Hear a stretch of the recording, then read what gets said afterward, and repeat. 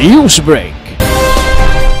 Samtang Asinso Team election winners hinusang nanumpa sa Kapitolyo. Hinusang nanumpa sa katungdanan ang tibok lineup sa Asinso Team gikan sa Kapitolyo, distrito, syudad, lungsod ug bisan sa party list nga naka-tsunami victory niadtong May 12 national and local elections. Mismo si second termer Governor Henry Iswaminal ang nipasayon sa pagpanumpa sa mga partido uban sa pag-asister nila ni Congressman Jason Almonte, Congressman Ando Waminal o Congressman Indy Waminal.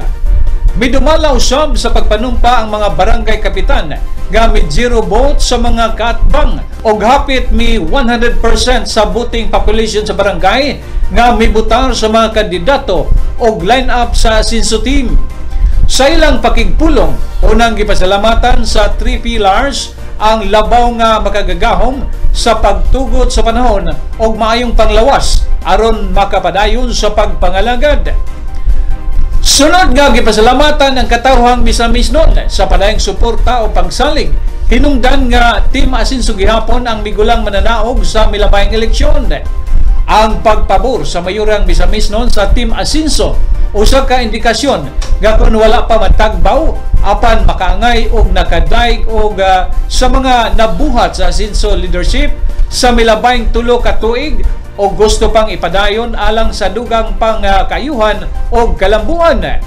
Ang hiniusang pagpanumpa sa Asinso Team usa ka buhat nga nagkahiusag gihapon ang Asinso leadership nga barugan ang mga nabuhi ang pasalig og panaad sa miaging eleksyon og andam usab kining buhaton og tumanon sa mosunod na usab nga 3 ka tuig. Congratulations Asinso Team. Para nako ang pulong usa ka saad nga balaan mas maayo kung mapahimuslan ang sa katawhan ang akong nabuhat or makontribute para sa 1st District and para sa probinsya sa Misamis Occidental. We paved the roads na create through ni Governor ang atong hospital. We equip the classrooms with open all the lives. We have met better speak louder than the speech I can give you today. A powerful affirmation of unity, dedication, and the unwavering support of our people. This victory is not just political. It is deeply personal. It is a reflection of the trust and confidence that the people of Misamis Occidental continue to give to Team Asenso. It is a recognition of the work we have done, and more importantly, a vote of faith and trust in the work we still have to do. Our banner, Asenso, is more than just a word. It is a commitment, a mission, a promise to bring meaningful change, to make progress real and visible in the lives of every Misamisnon.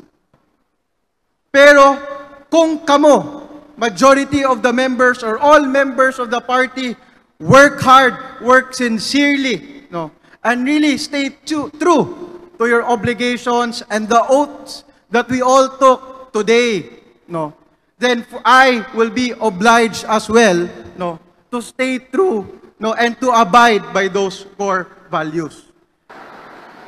Today, we stand together on the steps of history. This moment is not just a celebration. It is a declaration